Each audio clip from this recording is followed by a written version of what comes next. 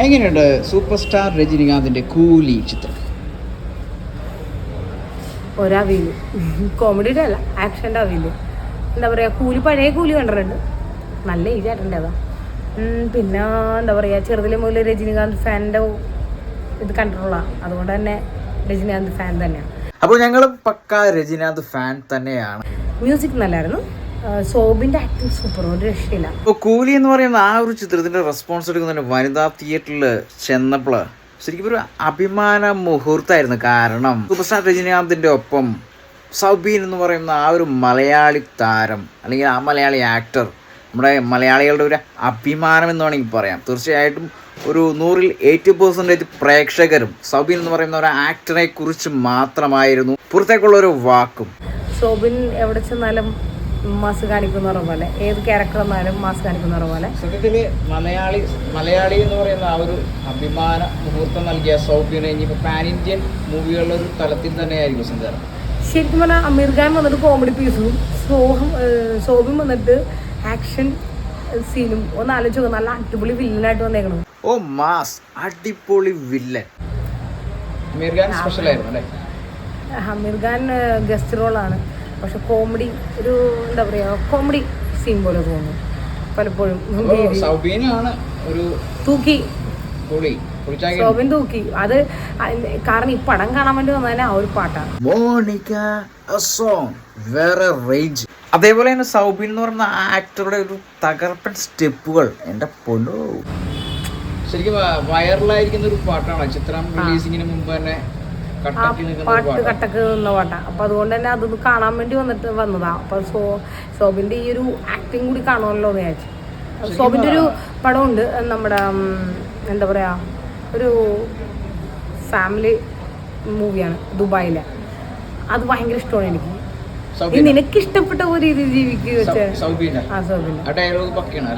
അത് എനിക്ക് ഞാനത് ഇട്ടിട്ടുണ്ട്. നീ നിനക്ക് ഇഷ്ടപ്പെട്ട രീതി, ഞാൻ എനിക്ക് ഇഷ്ടപ്പെട്ട രീതി.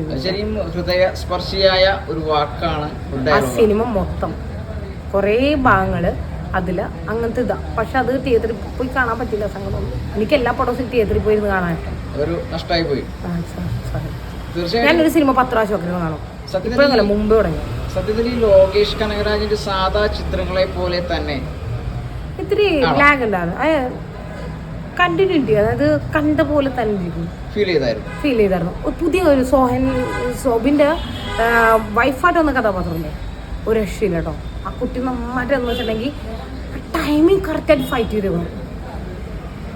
നമ്മൾ ആക്ഷൻ ചെയ്യുമ്പോൾ ഒരു പെൺകുട്ടിക്ക് അത് വഴങ്ങാന്ന് പറഞ്ഞിട്ടുണ്ടെങ്കിൽ, ഞാൻ മിക്ക സിനിമയിലും പെൺകുട്ടികളുടെ ആക്ഷൻ കാണുമ്പോൾ ചില ഇതൊക്കെ എനിക്ക് വരാറുണ്ട്. പക്ഷെ ഇത് ആ പെൺകുട്ടി എന്താ പറയുക, അതൊരു ഭയങ്കര രസം, അവരുടെ അഭിനയം കാണാൻ ഭയങ്കര രസം. പെർഫെക്റ്റ് ആയിരുന്നു, സൂപ്പറായിരുന്നു, ഒന്നും പറയാനില്ല. കാരണം ആ ഒരു ആക്ഷൻ, ഒരൊറ്റ ഫൈറ്റേ കൊടുത്തിട്ടുള്ളൂ, ഒന്ന് മാത്രം, ഒരൊറ്റ ഫൈറ്റിൽ ബാക്കി സഡൻ ആക്ഷൻ മാത്രം കുത്തണേ, ബാക്കി എടുത്തെറിയ സീൻ, ആ ഫൈറ്റ് ഒരു രക്ഷയില്ല. ആ പെൺകുട്ടി ഭയങ്കര സൂപ്പർ സ്റ്റാർ രജനികാന്തിന്റെ ഒരു സ്റ്റൈൽ ഇതിൽ പ്രാധാന്യം കൊടുക്കുന്നുണ്ട്, ആക്ഷൻസിന് മൂല്യം കൊടുക്കുന്നുണ്ട്. എപ്പോഴും രജനികാന്തിന്റെ സ്റ്റൈല് എനിക്കിഷ്ടമുള്ള സ്റ്റൈലാണ്. കറുത്ത മുണ്ട് ഷർട്ട്, ജീൻസ് ഷർട്ട്, ഞാൻ ഇട്ടിരുന്ന ഷർട്ടല്ലേ. അപ്പോൾ തീ പാറുന്നൊരു ക്വസ്റ്റ്യൻ എൻ്റെ നാവിൽ നിന്ന് വന്നു. കമൽഹാസനെ പോലെയല്ലേ രജനികാന്ത് എന്നൊരു ക്വസ്റ്റ്യന് ചൂടോടുകൂടി ഒരു മറുപടി. ഈ ഒരു പ്രായത്തിലും ഇത്രയും പ്രായമായിട്ടും ആ ഒരു ഏതൊരു ക്യാരക്ടർ കൊടുത്താലും അത് ജീവിക്കുന്നത് പോലെ അഭിനയിച്ച് കാണിക്കുന്ന ഒരു നടനാണ് കമൽഹാസനെ പോലെ തന്നെ രജനികാന്ത്.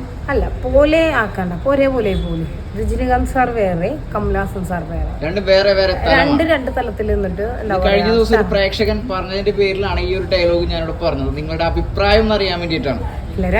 തലത്തിലുള്ള ആൾക്കാരാണ് രജനികാന്തും കമൽഹാസനും, വേറെ തലം തന്നെയാണ്. ആക്ടിങ് വേറെ ലെവലാണ്, ആക്ഷൻസ് വേറെ ലെവലാണ്. പിന്നെ ഈ കമൽഹാസനും രജനികാന്തും തമ്മിലുള്ള ഒരു വ്യത്യസ്തത എന്താണ് മനസ്സിലാക്കിയത്? ആക്ച്വലി ഇപ്പോൾ കമൽഹാസൻ സാറിനെക്കാട്ടും കൂടുതൽ എനിക്ക് ആക്ഷൻ സീനുകൾ രജനികാന്ത് സാറിൻ്റെ ക്യാരക്ടറിനോടാണ് ഇഷ്ടം. പല കഥാപാത്രങ്ങളും രജനികാന്തൻ സാറിനെയാണ് കൂടുതൽ കണ്ടിട്ടുള്ളത്. കമൽഹാസൻ സാറിനെക്കാട്ടും കൂടുതൽ കണ്ടിട്ടുള്ളത് രജനികാന്ത്. മ്യൂസിക്, അതായത് പാട്ടും ഡാൻസും മാത്രമാണ് കമൽഹാസൻ സാറിൻ്റെ എനിക്ക് കുറച്ചും കൂടുതൽ ഇഷ്ടമുള്ളത്.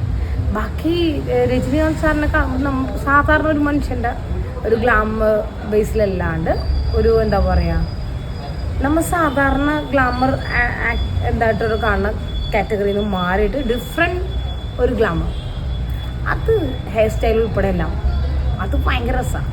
ഭംഗി എന്ന് പറയുന്ന ഒരു കാര്യം വേണ്ട, സ്റ്റൈൽ മതി, അഭിനയിക്കാനുള്ള മികവ് മതി എന്ന് തെളിയിച്ച ഒരാളാണ് രജനികാന്ത്. അതിനോട് എത്ര ശതമാനം? 110%. വർഷങ്ങൾക്ക് മുന്നേ വെളുത്ത വർഷങ്ങൾക്ക് മുന്നേ കളർ ഉണ്ടെങ്കിൽ മാത്രമേ ചിത്രത്തിൽ അഭിനയിക്കാൻ പറ്റുള്ളൂ, ഭംഗിയുണ്ടെങ്കിൽ മാത്രമേ എന്നൊരു കാലഘട്ടം ഉണ്ടായിരുന്നു. ആ ഒരു കാലഘട്ടത്തിൽ വന്നിരിക്കുന്ന ആളാണ് ഈ രജനികാന്ത് എന്ന് പറയുന്ന ഈ ഒരു കറുത്തമുത്ത്. എനിക്ക് പാർത്ഥിപൻ സാറ്, രജനികാന്ത് സാറ്, ഒരുപാട് ക്യാരക്ടേഴ്സ് ഉണ്ട്, ഇന്ദ്രൻ സാറ്, ജഗദീഷ് സാറ്, അങ്ങനെ ഒരുപാട് കഥാപാത്രങ്ങൾ ഭയങ്കര ഇഷ്ടമാണ്. അപ്പോൾ കൂലി കാണാനെത്തിയ കാളി പറഞ്ഞ കാര്യങ്ങളോട് യോജിക്കുന്നുണ്ടെങ്കിൽ കമൻറ്റ് ബോക്സിൽ വരിക. I am waiting.